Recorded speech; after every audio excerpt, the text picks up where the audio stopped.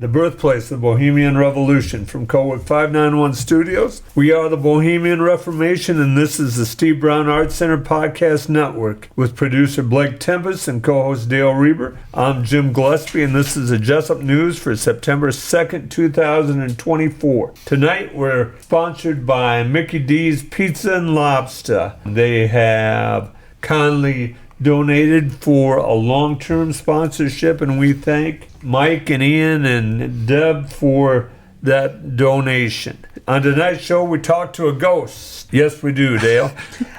We look at the event that the Otter Creek Rescue had in association with the Steve Brown Arts Center.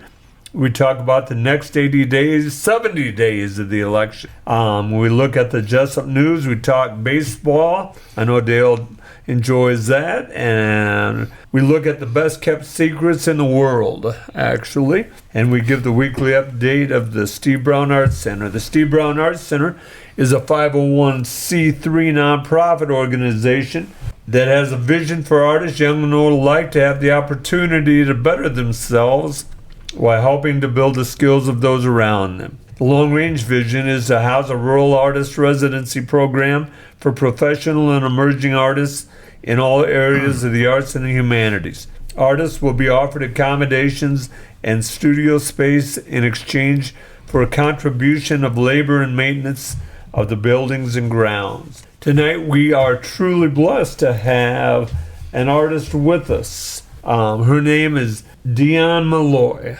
Am I saying that right, Deion? Yes, yeah. All right. She is a ghostwriter, and she uses one of the studios here at Cowork 591. Welcome. Thank you. It's good to be on. Oh, we've been waiting for you. See, Yeah. We talked to her, about a month ago, didn't we? We're so happy that you're here. So. And he's being honest with Yeah. you. He's been talking about having you on, Deion. So that's a good thing. Deion, first tell us about your family and where you're from and things like that, would you? Yeah, sure. So I grew up in Wayland, went there for elementary and high school, and my whole family's from Iowa, basically. My dad's side's mostly from Quad Cities, but then came over, and my mom's from Pennsylvania, but met my dad when he was in the military. So graduated from high school, and then I went to SCC Community College in Burlington for 1 year, and I thought I was going to be a nurse, and I hated it. It was too much for me. And so I took a creative writing class my freshman year of college, and I remembered sitting there and being like, oh, this is actually what I want to do, like if I got to choose. And I was talking to my advisor, and she was like, you do get to choose, actually. Like, you do get to choose what to do. And I was like, oh, okay, that makes sense. So I did 1 year at SCC, and then I transferred to the University of Iowa and got a bachelor's degree in English and creative writing there. And during that time, I did some ghostwriting and stuff. Is that good for background? Oh, sure. Okay. Sure. And how did you end up in Jesup? I'm actually, my partner's family is from here. Oh, okay. So, yeah. Okay. You are a ghostwriter. We introduced you as a ghost, but a ghostwriter. So Dale and I find that real interesting. Yeah, very interesting. So I know Dale has a ton of questions for you, so I'll let him start. Do you want to explain just how does this? Who do you work for? And I name, but just how does the whole thing work where you write as a ghostwriter? Yeah, so I think basically, I would say there are two different types of ghostwriters. So you have like really professional ghostwriters who might write like celebrity memoirs, and those are the very big contracts. And then you have the kind of ghostwriting that I do, which is kind of dependent on digital books and ebooks. So it didn't really exist before like Amazon Kindle. The books that I write primarily go onto what's called KDP, which is Kindle Direct Publishing. So there are readers who subscribe to Kindle Unlimited, which means they can read as many books as they want. And so people come up with ideas for stories and they want to post them. Maybe they're not writers, or maybe they don't have time to do it. And so they hire people like me to flesh out those stories, and then they go on Kindle Unlimited for people to read. Okay, so do you have a contract, or is just one at a time kind of thing, or how does this work? So it kind of depends on the client. Some clients will want to do like one book contract. Others a lot of them are really looking for long-term people, because they don't want to have to keep switching writers. Sure. They want someone who's dependable, who's going to turn in stuff on the deadline. So most of them will say, let's do a book or 3 books, but I want to keep you around if I can. So are you constantly on deadline then? yes. Yeah. They want as much as you can give them. So. And so usually you get it. There's a time limit. We need this by such and such a day. Yeah, so it's typically broken up into milestones. Kind of a general book length for the Kindle is about 60,000 words. Okay. So typically, clients want me to do at least 15 a week. So I do 15 a week. We get the book done in 4 weeks. 15,000 a week. Yes. Okay. Yeah. So what's that figures out about 3,000 words a day, 2,000 words a day, right in there. Yeah. I've got to ask, what is the genres that you write? So I've worked on thrillers and romance. Primarily, most of it's romance.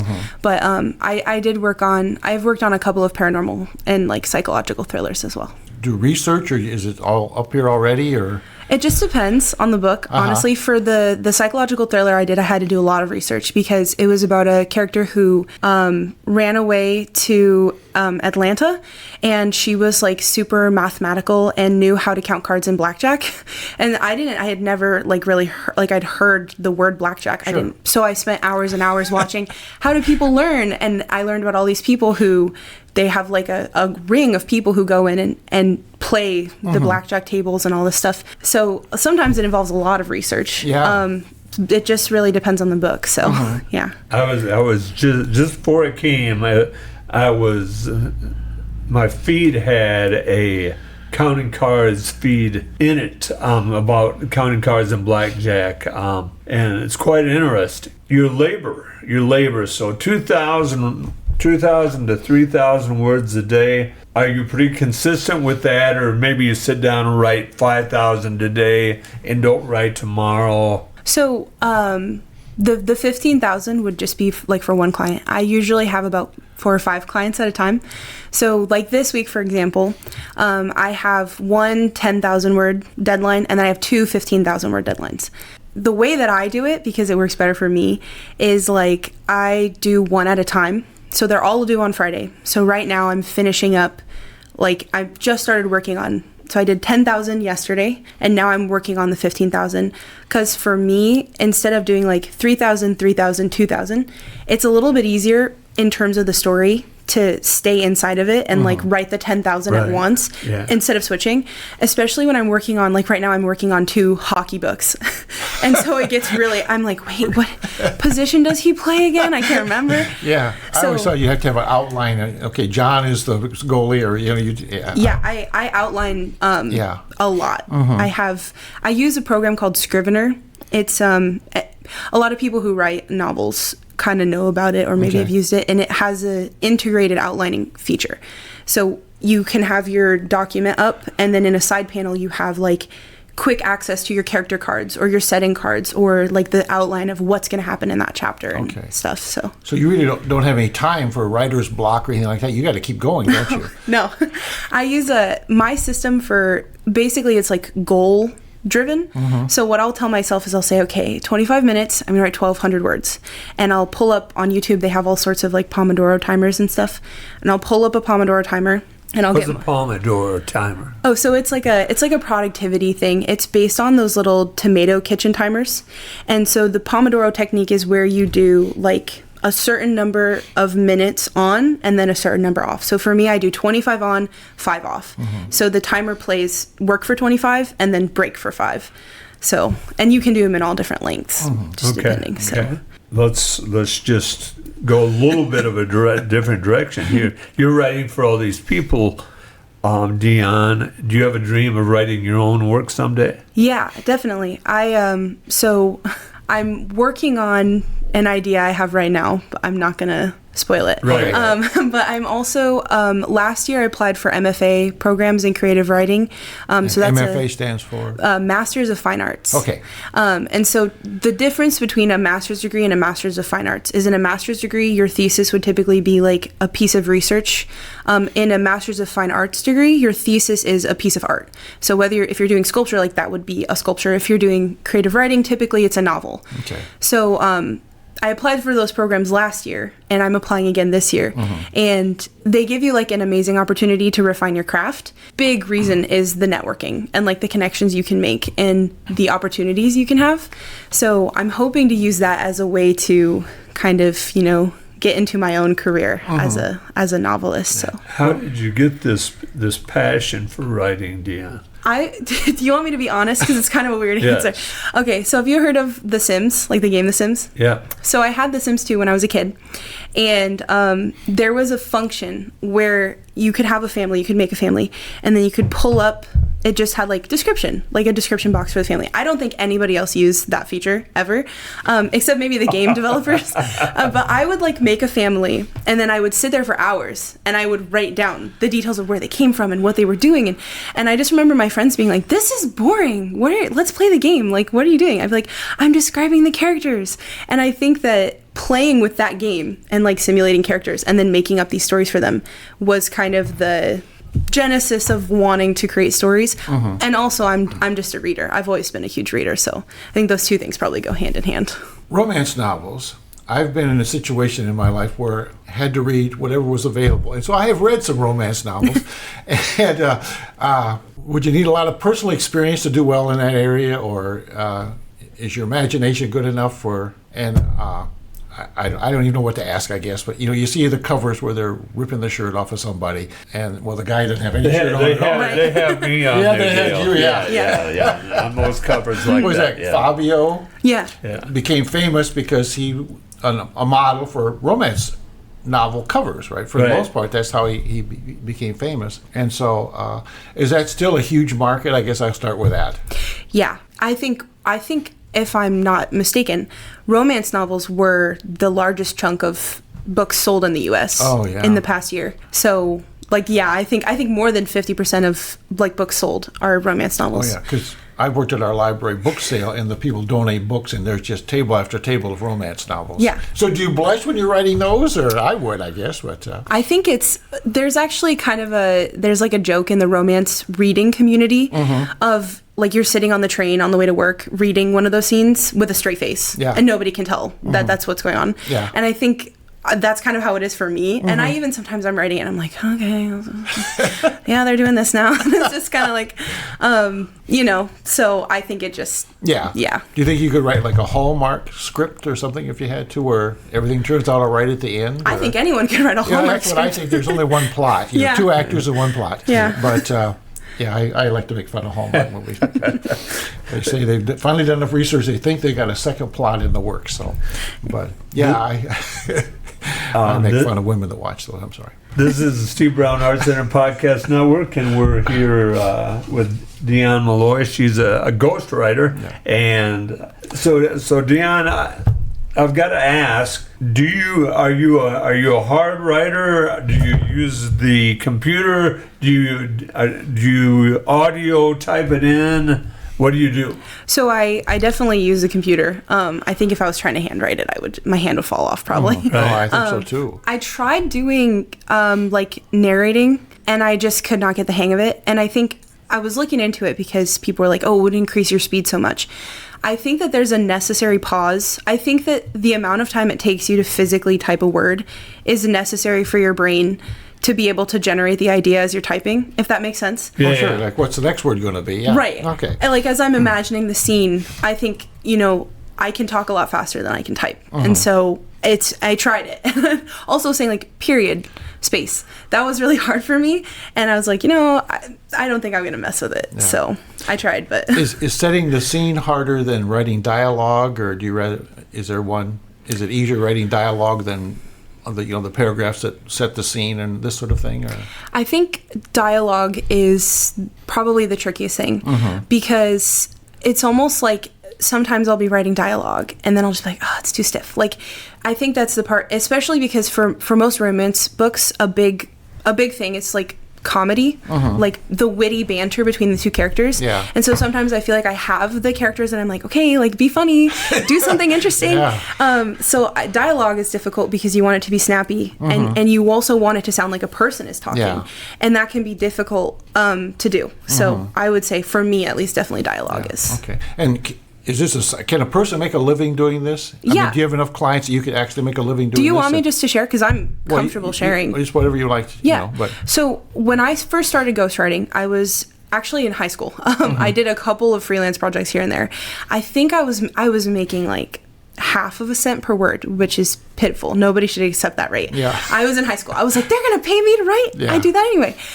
Then once I got into college, I started with a company called Hot Ghostwriter, and they hire lots of ghostwriters. I think it's a good place to start. When I first started with them, the pay was 1.3 cents per word, or like $13 for 1,000 words. Okay. So actually 60,000 words is not that much money in the long. Yeah. Okay. Not at that rate. Yeah. Oh, yeah. So then I left them and I went and I got like a copywriting job. And then when I was laid off, I went back to them for a little while. They were up to about 1.7 cents per word. And then I recently started, I was looking for like a job for a while. I got laid off as a content writer, and then I was trying to find marketing. That's what I'm doing right now, an MBA with a certificate in marketing. So I was trying to find like a marketing job, and when I couldn't, I was like, okay, well, I guess I'll just like throw it out to try and do ghostwriting. So I made a profile on Upwork. That's primarily where I find clients through. And I started out, the first couple of projects I accepted were 1.5 cents per word. And then I got up to 2. And then I told myself, I really want to get 3. I think 3 would be really good. Now my rate is 5 cents per word. Okay. So if you have really high quality writing, I think you can get there.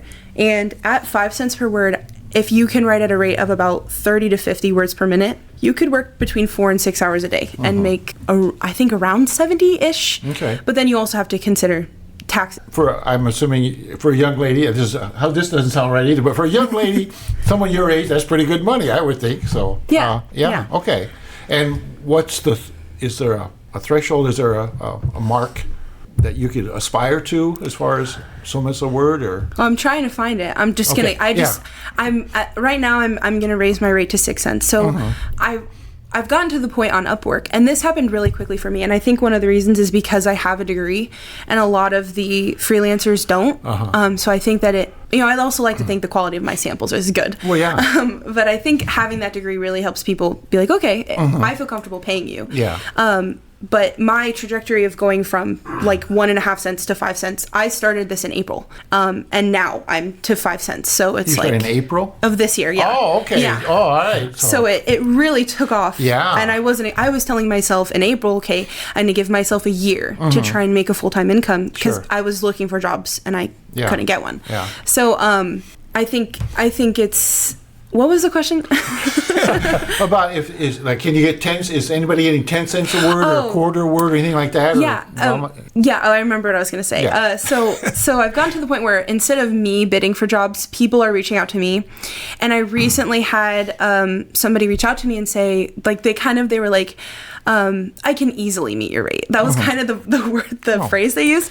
And I was like, oh, if you can easily meet my rate, I should raise it. Yeah. Right. Okay. Yeah. So I think my plan is just to keep, as I get the clients paying me that rate, I'm going to incrementally raise it and just see, because I think my work, if I were to write, hopefully at some point, given the right opportunities and everything, if I were to write a book, I would make a lot more than what I'm making doing this. Sure. So I think the work itself is worth more than 5 cents per word. So, yeah. So do you have any proprietary rights to any of this stuff? Like if they make a movie out of something you've written, you get nothing, right? Nothing, it's gone? yeah. Okay. And then I was going to ask you, when we talked to you a few weeks ago, You mentioned about going to New York to Columbia University and then writing your own stuff. Is that still something in the back of your mind you like to do, or? Yeah, so that's the MFA I was talking about.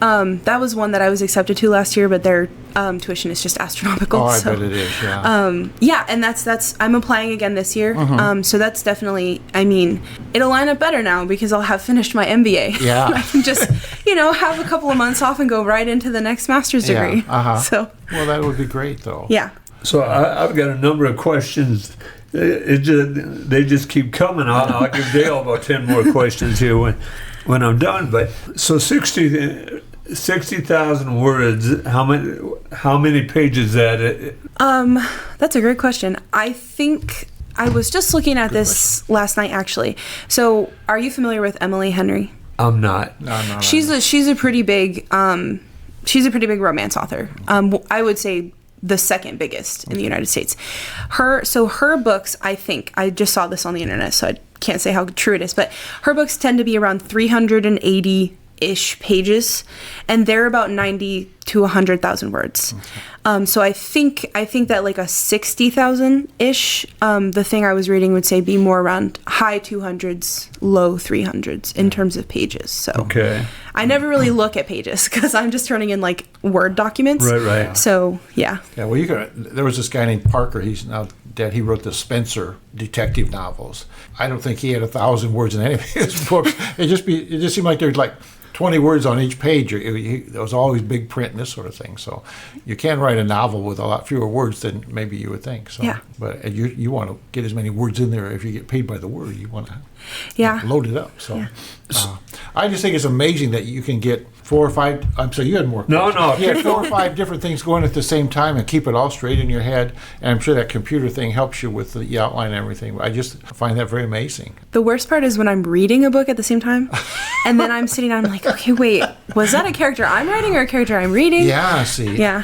Because I tend to, when I'm writing, copy things down that I read somewhere else accidentally. Yeah. And because they oftentimes have better lines than I can think of. And so I think that would be a real challenge. But there's only so many ways to say things. But Right, yeah. But I just am amazed that you can do all that, keep that straight. So when are you going to bring in stuff you've written for this, Dale? Well, I could do that. I know you could. All right. I have a few plays that are half finished and been half finished for 25 years. Yeah. Okay. Well, Maybe you should hire a ghostwriter. I should, Finish it, Actually, yeah. I could give that to her, and you probably could finish it. I know just what I want to say. But Plays are a little out of my wheelhouse. well, I would pay extra, So it's a melodrama. There's nothing serious about it. It's just a stupid thing. So go ahead. So Deion, do you have any hard copy, and it could be paperback or hard books that would be in Barnes and Noble or anything like that? That's a good question. I think I don't really know. A lot of times I don't know the titles of the books or the pen names that people are using. Because some people will just publish only to Kindle, so then it's just a digital copy. Some people will do, Amazon gives you the option to also do paperback and recently hardcover. And Barnes & Noble actually also has a self-publishing portal type thing where you can go in and you can publish your book to Barnes & Noble, and you could go onto the website and purchase it there and get it. And I think there are some books like that who have performed well enough that Barnes & Noble may carry them. But from what I understand, people who aren't traditionally published tend to avoid having their books stocked instead of being purchased on demand, because you're responsible for that inventory. If Barnes & Noble purchases 10 books from you and only sells 2, you are responsible for the other 8, kind of, is my understanding of it. Yeah. So most people just, if they are selling physical copies, they probably just have them printed on demand so that they're not avoiding that type of situation. Yeah, I once ordered a book, and when you ordered it, they printed the book. It wasn't printed until you actually ordered. I had never heard of that before, but it took a week or 2 weeks. I don't know, but yeah, as soon as we get it printed, we'll send it to you. That explains a lot. As a teacher, I used to order a lot of books. We'd be short of books, or I'd order books ahead, and they would only have like 5 or 6, and I'd need 30, and so that explains. I understand now. Yeah. Why they do that. Yeah. No, one of my I have a relative, and her job is, I think she works for a hospital, is inventory control, to have just enough on hand but no extra. And if you need it, it'll be there when you need it. You know, it used to be they'd have a warehouse full of stuff, and when you need it, you went to the warehouse and they sent it over. But now they don't want a warehouse. They want to just, what's on demand or whatever. As it'll be there, but not before. They don't have a stockpile someplace. Well, I know a tuxedo company that has 160,000 tuxedos on hand. Mm-hmm. You know, I mean, there's some things you must have on hand. Yeah. You know, I mean, a book you can publish. You know, we've developed that. It takes a long time to make a tuxedo or a suit or pants or whatever. You know. So how many books have you been associated with in your life? Well, just April to now. That's like 6 months or whatever. April to now? Yeah. She started in high school. That's true, but okay, go ahead. That's a good question. I'd say at least a dozen. From April till now, at least a dozen. In college, it was a little, they were a lot longer in college. I wrote like 80, 90,000, but I also did it for longer. So I would say, good guess, probably at least more than 20 at this point. But I've also worked on like a handful of novellas. I've done some like, a big thing that's going on right now is the FPA. I think it's the Fiction Profits Academy. And so it's this thing where people pay to take this class. And the content in the class is basically like, here's how you can make money as a publisher on Kindle. And I disagree with a lot of the guidelines that they give out. One of my clients sent over the writing guidelines to me, and one of the guidelines was like, always use short sentences. Never use big words. You might confuse people. I'm like, that's actually, I think it's a little insulting. Yeah. But so that's like, in that program, they do what they call a lead magnet. And so you would publish like a short story, essentially, because it's only 10,000 words, as the first thing in your series to hook the readers into wanting to read more of what you have. And then you would move on to like 60,000 word projects. So I've done a couple of those too, but they're technically novellas. They're not like novels. So could you get something as simple like say, okay, we want you, it's 1960, West Virginia, coal miner meets the mine owner's daughter, happy ending. Is that enough for you? Yeah. To go over that? My clients range all the way from, can you just write me a billionaire romance, to here's my outline. It's hyper specific. I want you to follow it. I have had everything in between. Yeah. From like, basically so a lot of the stuff is trope driven. I don't know if that. What's trope? So that's a great question. I think that it's been a little bit misconstrued, the idea of a trope in like romance books, but essentially it's like a recurring element that you might find and that you might find that you like, so you might look for more. So for example, enemies to lovers is a trope. So they start out hating each other, and by the end of the book they're in love. Friends to lovers, that's another one where they're best friends, and maybe one of them has always secretly been in love with the other, and then at the end they're together. Other tropes, and then there are also like, so those are more like structurally guiding of like, this is the idea of what happens. And then you also have other like tropes that are just scenes or driving factors. So for example, there's the one bed trope. Okay, these two people are traveling and they get to the hotel and oh no, there's only one room, and they walk into the room and oh my god, there's only one bed. Yeah. Right. And so there are different things that can be considered tropes. And a lot of people in the like reader community, there's a lot of discourse about, are tropes like ruining literature? Like if you're like searching like second chance, friends to lovers romance, are you really consuming literature in the way it's meant to be consumed? But basically clients will give me the tropes. They'll say, and that's what I trope, want. is that a word or is that an acronym or? I think it's a word. Okay. Yeah. TROPE, right? Yes. I've never heard that. Well, she's talking 1980s sitcom television is what she's talking. You know, Well, every yeah, I've seen those plots in several movies before. Yeah. It happens all the time. And if you watch old movies on television or like Turner Classic Movies or whatever, and so you see those scenarios all the time in different movies. Yeah. And it was quite the thing from where we are now to back then when they would blush if their slip showed or whatever. So, Well, you go back to the 30s. You could have the same story and have a great star, Bogey, on this movie, and it's a hit, and you have some somebody from Littleton on over here, Yeah. and nobody goes to the movie, you know, and it's the same movie basically. Well, Turner Classic were doing a thing where they would show a movie from the early 30s before the code came in, and then they would show the same movie later on after the code came in. And the first movie was pretty racy, especially for those days, and then how clean it was when they redid it Right. with the code there, you know. And so this is something that's been going on for a long time. No, okay. I just think it's fascinating that you can do that. I'm in awe. So I'm not done here. Why You're not? trying to I wrap wasn't us up here. dismissing her, but I just wanted to make sure I got that in there. Thank and I've you. noticed that every time you ask a question, she said, that's a good question. But she Wow. hasn't said that to me even once. Thank you. Thank you.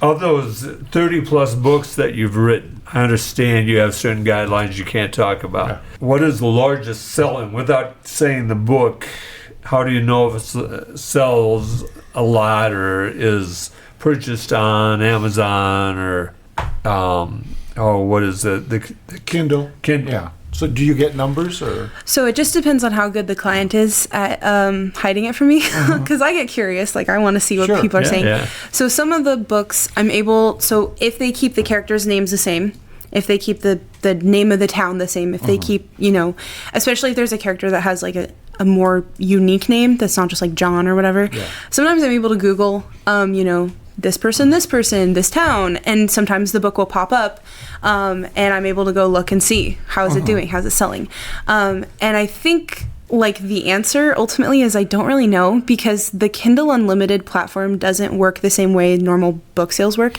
because it's you get to read unlimited books.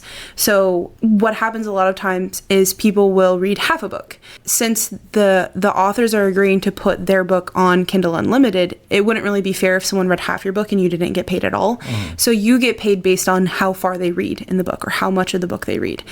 So that doesn't, I can't really see, like if you go to that book's page on Amazon, it doesn't say like so many people read this % of the way through. So they're making money based on data that's not present, I guess. Well, I believe that's how our podcast work, Blake. Help me out. They've got to listen past a certain point before it counts as a list. Yeah.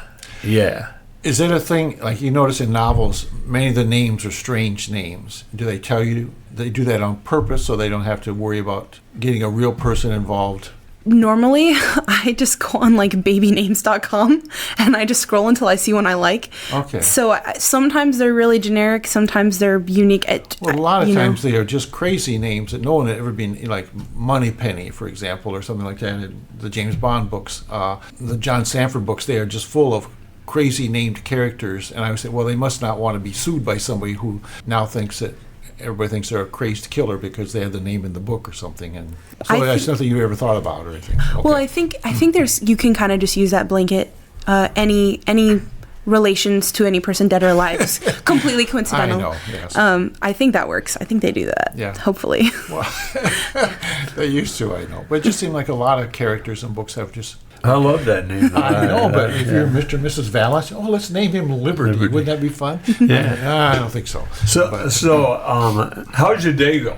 Tell us how your day goes. As far as how do you start your day? Do you block out time to write? Tell us how your day goes. So have you guys ever heard of Notion? No. Okay. It's another thing I use. You have. Yes. Like productivity. It's like a diary journal. Okay, yeah. On the computer. Okay. It has so many applications. So you can use databases. You can do all sorts of stuff. But yeah, that's and so what I do is I have a Notion essentially that's for like my ghostwriting stuff, and I usually on like Sundays will sit down and be like, okay, what do I have this week? So I have like a 10,000, a 15,000, a 15,000, and then I'll have like edits for this person, or like okay, I'm developing an outline for this person, and so I'll sit down and I break it down Monday through Friday, and I'll be like, okay, these are my goals for what I need to get done, and then I also have class now and homework, and I'm also working on like my own writing. Like I said, I'm trying to kind of get into the KDP space with a pen name of my own, just because you want to work for yourself type of thing. Sure. Outside of even eventually doing like the real literature, like really getting traditionally published. But so I plan the whole week out with the stuff I'm doing for my things. and blah, blah, blah. And then they have to-do lists with check marks. And then I make a schedule for myself. So I might look on Tuesday and say, okay, I'm going to do 10,000 words for this client. And then I have to do these edits. And then I have a meeting with this client. And so I try to start no later than 7 because I feel like the day just gets away from you if you start later than that. And then I'll block it out. So I'll just say, okay, 7 to noon, this is what I'm doing, and this is how many words I'm writing. And then I'll take a break for lunch. And then, 1 to 2, I'll be doing these edits for this client. And then I have my meeting scheduled with a client at whatever time. And then I need to do homework. And then I need to do, whatever else. So probably men couldn't do this job, could they? depends on the man. Oh, I don't know. I don't know any men that are that organized. So. Do you write down your stuff? Do you have a calendar? See, I have a calendar, but I have one thing, only the important thing, like take the car for oil change at 11 o'clock. That's all it's on. I don't have anything else. I have a calendar. Do you really? I have a calendar. I'm really into like productivity, like YouTube stuff like that. So I also do what's called time blocking. So on Google Calendar, you can make a bunch of different calendars for all different stuff. Right. And then you basically go in there and you fill every single second of your day in with what you're going to be doing, and you put these blocks in. So it's like time blocking. Oh. And so you'll be like, 5 a.m., wake up, get ready, whatever. And so I do that too, because then you also get like the reminders on your phone. It'll like buzz and be like, hey, you should be doing this right now. So you're going to be so ready for retirement. You're going to just embrace it with open arms, I think. You have one thing on your calendar, mow the lawn, and you can do it any time at all from 7 in the morning till 8 at night, and that's it. So. But she is a product of the technology, though, Dale. Well, you and I are not. Yeah, very much so. Yeah, I understand that. Yeah. So I mean, here I am, and you're right. They probably Google Calendar came after you retired, but they pushed Google Calendar on us at school real hard, so they knew what we were doing as well. Yeah. So I understand. What do you think of AI? Well, I think that I'm going to give a big, broad view statement. Fine. Okay. I think that technology should be used to do crappy jobs. I think that if we're developing technology, we shouldn't be going, okay, let's develop technology that does writing and take that away from humans. So humans can keep collecting garbage and numbly looking at a spreadsheet and filling in data, and let's make AI that makes art. It's like, well, wouldn't we want to have our technology take away the bad stuff and let us do the stuff that brings enjoyment and fulfillment? And so on a very broad scale, when I think about AI writing, I'm just kind of like, what if they're like, AI can eat for you? You no longer have to enjoy food. And you're like, okay, well, that's not really helpful. I like food. I enjoy food. Yeah. I don't want to not taste food anymore. So that's kind of how I feel about it on a broad sense. I think narrowing it down, it can be a useful tool for sure. Like, to generate ideas. So that's the best thing I ever heard anybody say about this whole AI thing. It's just what you said. It makes more sense than anything I've heard. I can see why you're able to write all these books. So Deion, how do our listeners, if our listeners are interested in hiring you, how do our listeners contact you or look at your work? You must have like a website where people can contact you or something like that? Go over that with our listeners, will you please? Yeah, so my website is first name, last name, so www.deionmalloy.com, and you can find me on there. I'm also at deionmalloy@gmail. When you have a weird name, you can get anything you want. And then I also am on Upwork. I am trying to find clients off of Upwork because Upwork does take 10% of everything you earn. So if anybody does want to hire me, I would like to, contact them out. Because if you contact the client at all in Upwork and then you try to take them off the platform, they can shut you down. They can delete your profile. Yeah. So I am trying to get clients outside of it. So my website's a great place to go. Okay. Do you have any other questions? I got to pop in my little head right now. But, all right. I've enjoyed this interview very much. Oh, it's been great. Yeah. So Deion, is there anything we didn't ask you'd like our listeners to know? I guess I would just say, if you're interested in ghostwriting, if you want to ghostwrite, I would say quick and dirty steps to doing it. I'd say the first thing is be good at writing or be decent at writing. Yeah. You don't have to be spectacular. I think people have a thing where they think they have to be really, really good. You just have to be passable because you'll get better. And then I would say make profiles on freelancing websites. 3-ish 2,000 word samples, get them posted, make sure they're good, and then just start reaching out to people. And I would start at a cent or a cent and a half, and then I think anybody who's decent at writing. So I would say if you're thinking about it and you want to, just like give it a shot.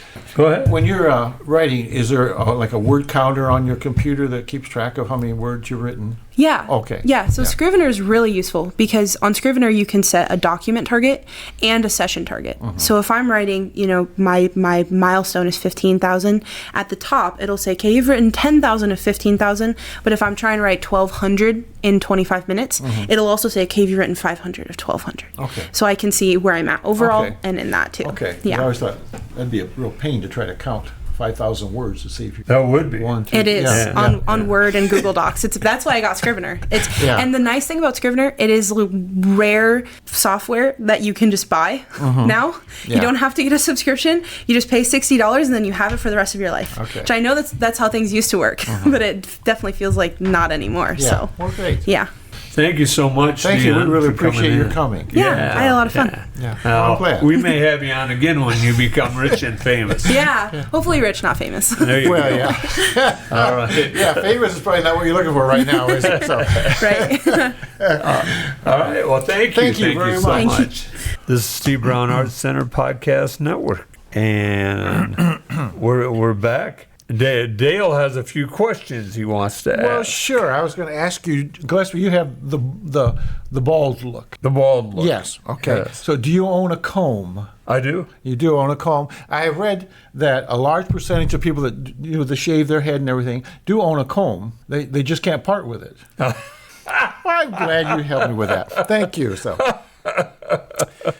if you were coming out of church on Sunday morning after church and you saw a $20 bill in the church parking lot and you picked it up, what would you do? Are there a lot of people there? Well, there were a lot of people at church, Around me, is the parking lot empty? You pick up a $20 bill. That's as far as I can go. What would you do? What would I do with it? I put it in my pocket unless I saw it fall out of a group of people. Okay, so, well, actually, this happened to a person, and they picked up the $20 bill, and they thought about what they should do. So they went inside and talked to the pastor, and the pastor said, well, remember, the sermon today was, what would Jesus do? And they go, oh, that's right, he said. So he took the bill and turned it into wine. Here's a question. Guy goes to his boss's funeral, gets up by the casket, kneels down and whispers in his boss's ear, who's thinking outside the box now, Gary? And another guy told me that he had a huge obese parrot. And he said, man, that parrot died and that was sure a weight off my shoulders. We need that drum. We need that drum. And a door-to-door salesman, you remember those? Yeah. Stopped by the house today trying to sell me a coffin. And I said, man, that's the last thing I need. Boom. Boom. Yes, that was terrible. All right. I have some really important questions to ask you. So, all right.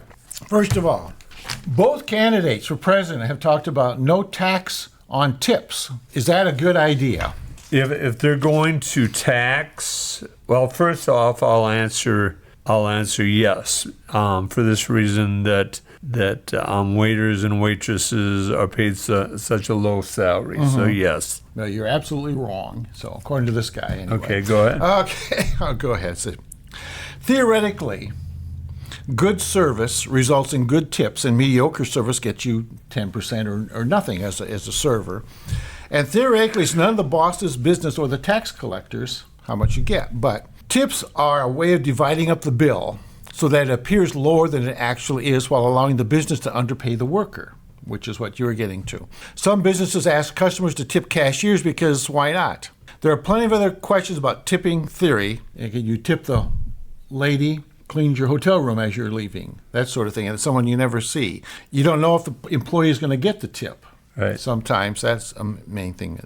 Actually, tips are wages because, like the employer pays the person less per hour because they're supposed to make it up with the tips. Is this man arguing or you arguing? No, well, I'm agreeing with this person. Yeah. So actually, the tips and what the employer pays is their salary. And like all salaries, it probably should be taxed, is what this person is saying. And I won't agree or disagree.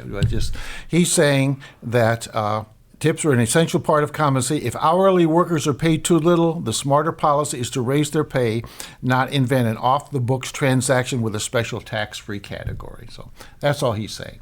That if you're working, your money should be upfront and out front in this tipping thing. So, okay. Recently, former New York Mayor Michael Bloomberg gave Johns Hopkins University enough money so it can waive tuition for all students from families earning less than $300,000 starting this fall if they're going to study medicine. Okay? Okay. Is that a good idea? Oh, there's a shortage in doctors. Yes. Yeah, yes. All right. You're wrong again. I tend to be. Yeah. We're supposed to be happy about this because I'm right. It's a worthy goal to do this, help address America's physician shortage, but our dearth of doctors is not a function of the cost of medical school. We're short on physicians because there aren't enough residency slots where they can complete their training. Right. Philanthropists looking to address the physician shortage and improve patient access to care ought to consider funding additional. So he says they're putting the money in the wrong place. The Association of American Medical Colleges predicts we'll need up to 86,000 more physicians by 2036 to meet the demands of our growing and aging population. That's us. I understand that, Dale. There's a lot of schools where you've got to battle to get in, law school, etc. Yeah. Physical therapy school. You know, we can end that problem, or by opening those schools or allowing more people in. Yeah. And you're right. That problem needs to be ended. But who has caused this problem? Who causes all our problems? I didn't realize Congress limits that. Okay. The problem stems in part from legislation that's more than a quarter century old. The Balanced Budget Act of 1997 capped federal funding for residencies. So the number of residency slots available to aspiring doctors was essentially stuck at 1996 levels for nearly 3 decades. Why would they do that, Dale? Well, it was to balance the budget in 1997 by not giving out. Congress increased funding to expand the number of residency slots in 2020 and 2022, but it hasn't been enough to catch up in the growth in medical school enrollment. While just under 71,000 students were pursuing MDs in 2004, nearly 98,000 were in 2023, a roughly 40% increase. So the number of doctors looking for residency programs increased by 40%, but the number of residency programs did not increase at all. Well, the private colleges should have no dictation over them, Dale. A Harvard, a Princeton, something like that, should be able to do what they want. I mean, I understand Congress helps people and gives grants, etc. A Harvard should be able to say, we're going to open up more slots. Sure, and again, they have those huge endowments to do that, but they hate to spend those things. But John Hopkins. Yeah. This year, more than 44,800 doctors were applying for just over 41,500 residency slots. So that's 3,000 doctors. People with passed medical school looking to go on a residency, there's no place for them. So well, you can tell what we think of our health. Our health care. Yeah. With that, with a town like ours has, and physicians' assistants, and no attack on physicians' assistants, because I've been to a couple incredible ones. Mm-hmm. But we need more doctors. No, my brother was in the Air Force, and he worked in a hospital. He wasn't a doctor, but I noticed too when I was in the service that most of the care you're given. And of course, these are all pretty much younger, physically healthy people, but there's a lot of military men have families with children. But that most of the work done on you medically was done by corpsmen who were usually high school graduates. That was their job in the military, to be a corpsman, and they had training enough that they could take care. They could bandage a wound, or they could do almost nurses' aides. But they could do all those things that could do, and the doctors were just really needed for that 4 or 5% of really, really serious things that required them. And so I think a physician's assistant program where they're more highly trained than like a corpsman in the military would be a real good thing. That makes sense. Okay. All right. Do you think you can be called? You can get a letter requiring you to report for jury duty. Mm-hmm. Do you think they ought to be able to send a letter to people requiring them to show up to be poll watchers during an election or work at the polls? No, because this is in Australia. It's not a mandatory vote. And so, poll watching shouldn't have to be a mandatory job. We are all bound by laws. Mm-hmm. And so to be called to jury duty should be mandatory. That's my feeling. Right, but how about working at the polls? No, because voting isn't mandatory in our country. Working at the polls shouldn't be mandatory. You're wrong again. That's all right. I know. That's all right. As much as I hate to say it, you're entitled to your opinion. Doggone it. Okay, well, because of the last election, 2020, all those accusations against poll workers that they were cheating and this sort of thing, a lot of them are afraid to do the job anymore. And they are short a lot of poll workers. Yeah. Okay, so Nebraska has a novel solution to a problem that solves the manpower issues and, more importantly, is served with a chaser of civic lessons on the side. Think of it as the election version of a jury summons. Nebraska counties, according to state law, can send out notices requiring residents to work 4 elections from school board to the race for president. Election Administrator Brian Cruz admits when people walk in the door, they are not all that thrilled. We were doing poll worker training a few years ago, and the mayor of Omaha's husband at the time walked in and said, "Joe, what are you doing here?" And he said, "You sent me that damn letter," he recounted. And just like jury duty, people try to worm their way out of it. Recently, Cruz got a call from a close friend who runs a major lumber company. He called me about a week ago and said, "My employee got this election summons. Is this the real thing?" And I said, "It sure is." And he said, "Can I get him out of it?" And he said, "Nope." And so the attempts to dodge the service are usually quickly abandoned when a letter arrives from the county's attorney. Many political poll workers are political junkies, so this random selection drags people into the process who are casual voters and less passionate about the political parties, their platforms, and candidates. Try rigging an election when half of the people in the room are only there because they face prosecution if they didn't show up. In the end, most poll workers take pride in their service to the community, and even the would-be draft dodgers value the experience. Election officials are scrambling in this election, denying climate to staff 132,000 polling places with 775,000 volunteers. Life would be easier and our trust in the system more robust if we simply adopted the Nebraska model. And this was written by a man named Scott Klug, who is a Republican congressman from Madison, Wisconsin. So anyway, I never thought of that, but not too bad an idea, really. That makes some sense. Yeah. You're right. That makes some sense. Okay. Well, I'm glad I made some sense. Yeah. Okay.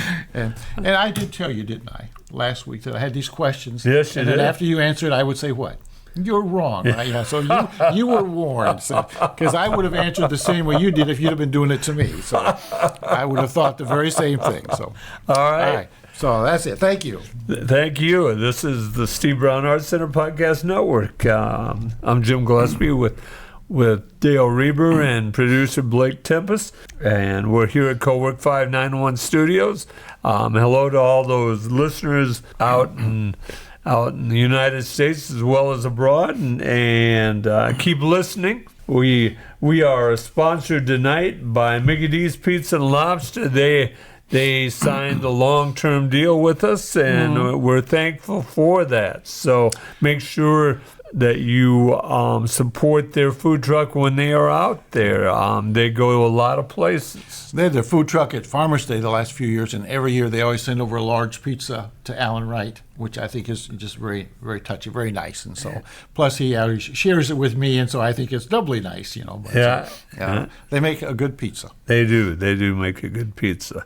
So Dale, let's talk baseball. I'm going to come back at you with baseball. I know you're a baseball man. All right. Name the 3 big hitters in the middle of the Yankee lineup right now that are so... okay. Judge, right? Yep. And Sosa. And Sosa. And I don't know the other one. And Giancarlo Stanton. Stanton, okay. Yeah. I have not read about him, but Sosa and Judge are looking at to be one of the great pairs in Yankee history as far as home runs and slugging percentage and this sort of thing. And though I guess Sosa can be a free agent at the end of the year, so whether it'll be a long-term thing or not is still up in the air. See, Stanton's got big money contract with the Yankees along with Judge. Stanton came from the Marlins, and Stanton's been injured a lot. Several years ago, we were in Baltimore and waiting on a rain delay to start the game, and it was Baltimore was playing the Yankees. There were all these people from New York down there wearing the long black robes and the white wigs that judges wear in England. Yeah. And my wife's going, "What's with those people?" And I didn't figure. I said, "Oh, I bet they're here for a Judge." And they were. So he had this was a few years ago. He had quite a following even then. So well, the Judge is on quite a tear right now. He had a heck of a weekend this past weekend, and he is, if you remember, he broke the American League record for home runs a couple of years ago, and he's trying to do that again. I think he said he hit 7 home runs in 6 games. I think so. Last week. Pretty close. Yeah, pretty close. That's what I read. But Judge is with the Yankees, and he's a big man, 6'7". Yeah, he's very tall. Here's a question for you, Dale. And should there only be one most valuable player now that the designated hitter has been eliminated? I thought, don't they have a designated hitter still? Not anymore. Not in the National League anymore. Or is it? Or do they? I'm sorry. I mean, they both have. They both have. I'm sorry. I mean, I have it backwards. They both have. Yeah. And so you're saying what? So should there be one most valuable player now that both leagues have a DH? I wouldn't be against that. I thought it was much more interesting when they just had one. One Cy Young winner, and one because usually there's one that stands out above all of them. And plus, they cross league. They play across leagues now. A lot of games. So that evens things up too as far as pitching or hitting. And so I wouldn't be against that. It used to drive me crazy. The Cubs and the Cardinals played every other weekend. Finally ended that. Yeah. That was a way to make a lot of money for both those teams. Here's the next question. We just had a man go 40 for 40, or 40 and 40. Who's that man? That 40 home runs, 40 stolen bases this year? Yeah. That Japanese Otana. Otana. Yeah. He 10 games ahead of any other man that did 40-40. They're talking, as a matter of fact, of him maybe being 50-50. Yeah. There's a shot at it. That would be incredible. He's getting he signed a $700 million contract. Yeah. And he was pitching, got hurt. Now he threw in the bullpen. I think he threw 20 pitches in the bullpen here this week. Yeah.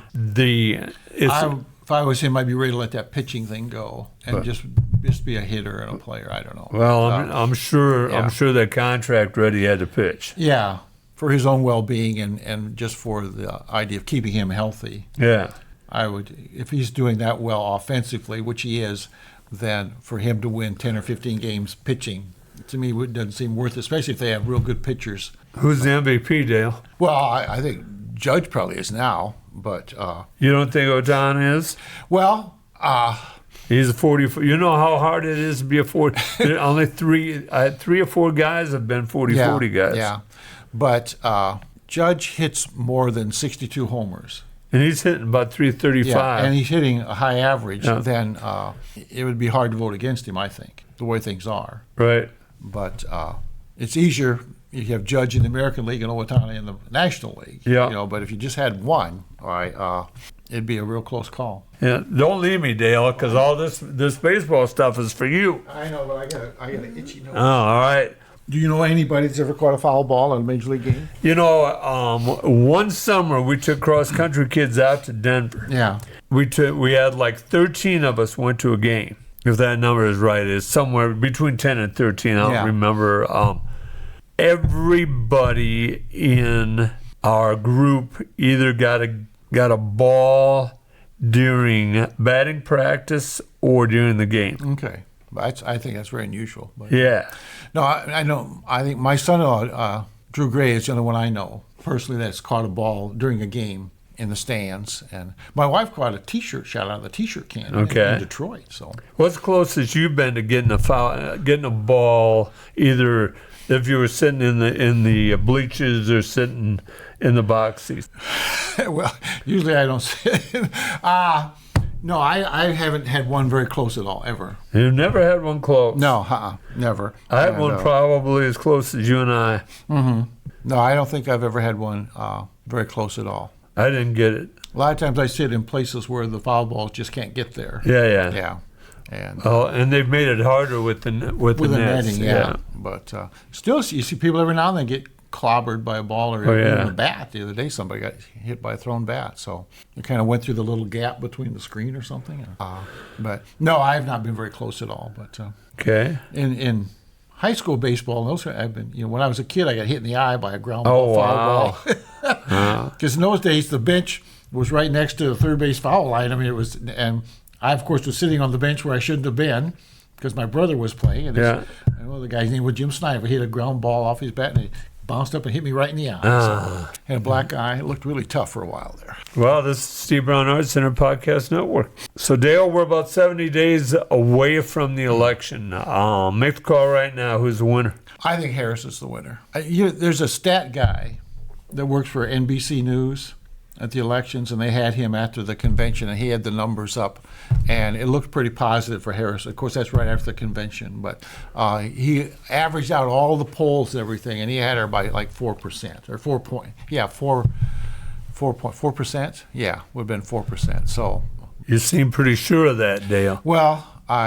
some of it is sure, and some of it is I just cannot see Trump as our president again. It bothers me a lot that could happen. So You know, they're fighting hard today for Georgia. Yeah. They're fighting. You know, you have Ohio and Wisconsin and Nevada and Arizona. You know, you have those states. Basically, it's 5-6 states, Dale. Oh, yeah, I know that. North Carolina that's going to decide the election because. Former President Trump's going to win Iowa. There's no doubt about it. Yeah, I mean, you can go around, and it used to drive me crazy. We used to do this in contemporary affairs. Technology-wise, I found a program where you could put a map, and I'd say, all right, my students, give me the Electoral College. Go through and do the Electoral College. Dale, right now, you're right, but Harris is still coming out of the convention. There's no doubt about it. Yeah. You know, you and I have both seen enough elections where the race doesn't start till after Labor Day. Yeah, that's true. And it just takes one misstatement or one slip to really turn those polls around too. Yeah. You know, so it's never in the bag, I No. don't think. But I do think from talking to people, the people who are Harris people are going to be Harris people no matter what. And the people who are Trump people are going to be Trump people no matter what. It's the people that aren't in either camp. You know, they decide the election every year. Well, And, Dale, do you know any of those people? not really. And I don't either. Yeah. You know, I mean, you hear that and you see that. I don't know any of those people either. Somebody's on Harris's side or somebody's on Trump's side.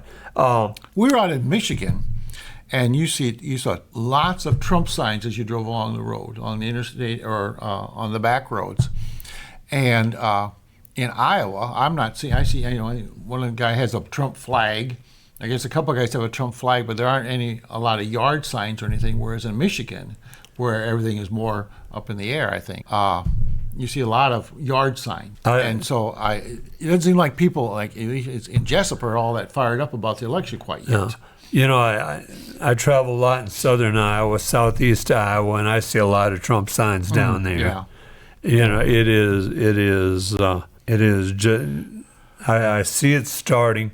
I see Tulsi Gabbard and Bobby Kennedy. This is like sacrilege in the Kennedy family. Have joined forces with Donald Trump. Today, Trump said that they would be involved with his, setting up his administration when he wins. Yeah. He wants to show that he can cross parties too, and that's a good move. Well, and I can't remember the actor's name, was after Kennedy's wife today, saying that she has not said anything and that she should be speaking out, let her husband support Donald Trump without her saying something against it. So then Bobby, or the Kennedy guy, said this actor shouldn't be attacking his wife, you got to come and attack him. And Yeah. So there's a little stuff starting to stir. The Kennedys, brothers and sisters, just ripped him real hard. Yeah. I've heard interviews as I drive. They turned on their brother real hard. Mm-hmm. And when Mike Farrell was here a couple of weeks ago, he was a guest co-host when you were on, and Mike didn't. Mike and I did agree, and Mike leans toward the right, and I lean toward the left. There's no doubt about it. But we talked about this. We both hate the name calling. Yeah. So the Democrats are calling the Republicans weird. The Republicans are calling the Vice President nominee Conrad. Tampon Timmy. Oh, I hadn't heard that. Oh my gosh, I've seen signs of that. What is? I don't understand. Well, it's because up in Minnesota, he passed a law to put tampons where people could where young ladies could access them. Yeah. Including some of the schools. Put them in boys' bathrooms. Ah, okay. And so they're calling him Tampon Timmy. We don't need it. No, we don't it doesn't. need that. It doesn't further anybody. No. It doesn't make anything more. It doesn't enlighten anyone, I guess, is what I should say, as far as helping them choose who to vote for. No. And governors don't pass laws. No. I mean they sign the law, but it's passed by the legislature, and and I listen to Sean Hannity a lot. He's on when I'm driving, so okay. I get tired of podcasts, I turn on AM radio, and he for the last 5 elections he's talked about it being the most important election of our life. I know. Yeah.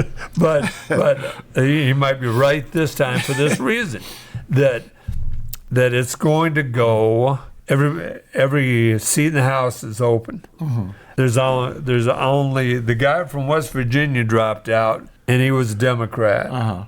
And so that's going to go Republican. So now it's tied.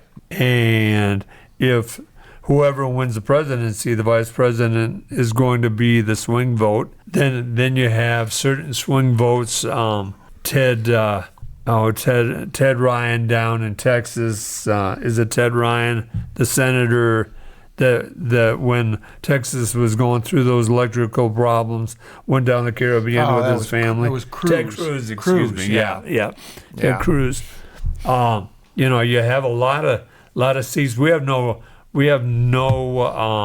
Senate seats open here in Iowa. The first and third House seats are open in Iowa here, I believe. Yeah. And those are going to be real close. They were close in the last election. Yeah. So what is the issue that's going to win it for Harris?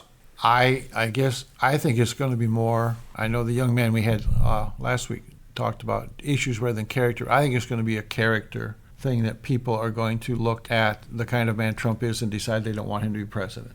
I don't know that any issue, because the issues are the issues no matter who is president. You can't say, well, the Republicans are going to take care of this and the Democrats are going to ignore that. That can't happen. So I think it's going to be more character thing, more character that there are, because last time Biden won by 8 million votes, right? Yeah. Yeah, and that's a lot of votes, and a lot of that to be an incumbent president. It wasn't issues; it was character. The food prices, inflation is killing President Biden right now, and that's going to carry over to Harris. I'm afraid, Dale. And until they can master inflation, I'm afraid that the executive branch is going to go to. You go back. It cost not Bush, but it would have been. Who did Obama beat the first time? Oh, Romney. Or well, that was the second time, right? It would have been. Oh no, the former Vietnam prisoner. Oh, John of war. McCain. Sure. Yeah. Okay. He beat John McCain. Yeah. And our banks were in the middle of crisis then, and right now. Financially, we're in the middle of crisis. Housing is out of control. The interest rates are coming down. They're looking at that.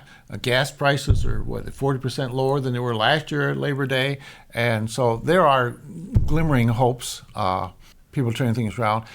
Groceries, people have to eat. I sometimes think, okay, look in your grocery basket and see how much of it is food and how much of it is other stuff. Can find ways of doing lots of things if they will give up a few things. People don't want to give up anything. So yeah, I don't know. I go to restaurants. Restaurants are full. I don't know. I don't know that food is all that big a deal for millions of people. Are they enough to change the vote? Dale, they take care of us at the rest home right now, and you and I, we're old. Yeah. The issue that faces a lot of people right now is housing. Mm-hmm. Housing is out of control. Yeah. Financially, people can't afford to buy a house. Harris has addressed that, right? That she's going to. That's one of her main goals is for housing. You realize how people are going to fight that? Well, what are you going to do? We need more housing. So you have to build more houses, right? Well, I mean, she claims that she's going to freeze rents. Yeah. Well, that never works. That never happened. Yeah. That never happened. It doesn't work, and it never happened. Sort of like the tariffs. Yeah. Tariffs didn't hurt China. They just hurt people that bought things that were made in China because put that into the price. Yeah. And so they brag about how they're going to put tariffs on, but tariffs don't work either. And so they don't trust the free market system. Dale Harris has got the trifecta against her. One, we're going through an economic crisis. 2, she's African American, and 3, she's a woman. Yeah. And that's going to cost her votes at all 3 spots. Do you see evidence of an economic crisis? I see it. I see it every time I go to the grocery store. I mean, I'm paying probably at least 30% higher, more 40% more than I was paying 4 years ago. Have you changed the way you shop at all? Yeah. Okay. I was just wondering because I don't know.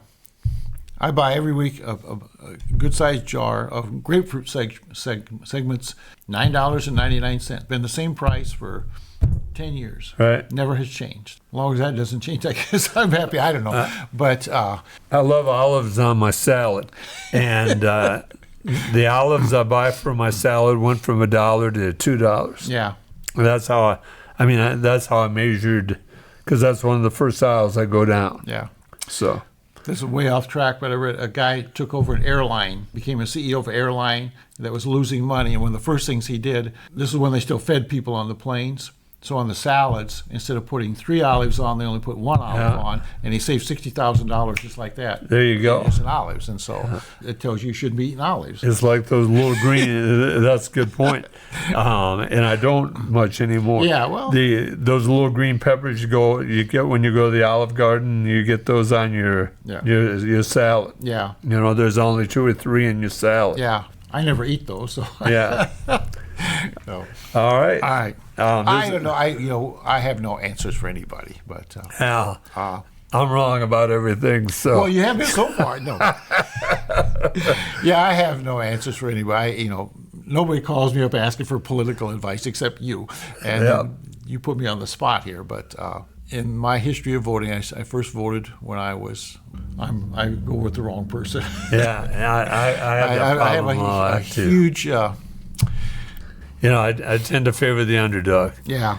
This is Steve Brown Arts Center Podcast Network. A couple of things for the Arts Centers as we are wrapping up the summer here. We had an event at the Otter Creek Rescue. We had Allison Bovey and Allison Brown, 2 former guests here on the podcast. They were incredible. They sang about 12, 15 songs at the rescue as people toured, and Dale, are remarkable. You have to see them. Allison Bovey's a sophomore this year, and Allison Brown is a junior. Just remarkable singers. No, I've heard them both sing. They are very good. And we also showed Barbara Lake her art. I bought a piece of Barbara's art, and she's an artist in Independence. You get a chance to see her art, please do that. Did you get a cat to take home, or I didn't. did they ask you to take one? They talked about it. I have enough trouble with one dog. I know. We also have our artist in residence, Tim Kimmer, is showing his art at M's Coffee Shop over in Independence. You get a chance, stop in, and we want to thank Emily and her family for allowing us to do that. We're in plans for our next artist to be placed in there in October, so that is rather exciting. Also, this weekend, our artist in residence, Tim Kimmer, will be at the Farmers Market in Independence doing a live painting. Please stop by and say hi to Tim and watch him paint. Tim is remarkable, loves to talk to people. Tim is also a guitar player. Oh, I did not know that. He has a number of videos on YouTube. Does he really? Yeah. Okay. Sometime we will involve him at other events. As a matter of fact, I may involve him at the Littleton event. Yeah, Chatham. Littleton Chatham Historical Society. What's the date on that? November 1st. And November 1st. Yeah. I know it was right around Halloween, that Friday night. They have a chili feed. Dale, if you come out, I'll buy you and Deb chili. That sounds good. So they have that firehouse chili, don't they? That hot pepper chili, or they have a mixture. Yeah, they have a mixture. I was there last year. And, yeah. And October, anything going with the costume contest yet? I am looking for my costume. I need help from our listeners. I want to go as Harpo Marx. Oh. Okay. Now, the Harpo, if you remember, has a stovepipe hat. He has the golden locks, curly hair, the yellow trench coat. He has a polka dot shirt. He has the big bow tie, right? Big bow tie. Yeah, can you still get one of them little bicycle horns? Can you still get those? You can. Okay. Need one of those. Well, I am struggling with the trench coat, and I'm struggling with what is the other thing that I can't. The trench coat is what I'm struggling with right now. Okay, I have one of those. Yeah, you do. I do. See, okay, so I'll bring it next time, and you can look at it. See if I can. And I also have a tall hat. Yeah, you do. Yeah. So that you're that too. You can't squish it like he does, though. No, I won't. All right. You're saving me a ton of money here, Dale. Well, thank you. That's all right. Yeah, thank you so much. But yeah, we are working at that. I have their own events planned. Yeah. And they don't want to share profits. Right. And I understand that. So where's this going to be at? Well, we don't know yet. Oh, okay. We don't know yet because people don't want to share profits. Yeah. I do have a couple of more options that I need to go to. Okay. But remember that the Steve Brown Arts Center is a 501c3 nonprofit organization. If you have anything or an idea for an event, go to the SteveBrownArtsCenter.org and follow the link and send us that idea. Or if you'd like to donate to the Steve Brown Arts Center, contact Blake or Dale or I, or email us at jim@stevebrownartscenter.org, or call us at 319-290-0241 and leave a message. Dale, I enjoy this every night. I've told you this, and I tell Blake this. This is so much fun. Yeah, I enjoy coming. Yeah. I never thought I would get so wrapped up in it as I have. I do enjoy coming, and I hope people enjoy listening to us talk. I do too. We had, that like Deion tonight. Deion Malloy was an incredible guest tonight, and I hope our listeners research her a little bit. See, I never would have met her if we weren't doing this. Right. And there's a lot of people that I have met doing this podcast. I had no idea they were out there doing all this stuff. Yeah. And so it's very interesting. So Yeah, it is. Thanks as always to Blake Tempus, our producer. I'm Jim Gillespie with Dale Rueber and producer Blake Tempus. As always, thanks to Kelly C. Haas for allowing us to use the studio here at Cowork 591. Thanks to the audience for bringing these stray dogs into your day. And remember, each day is about little victories.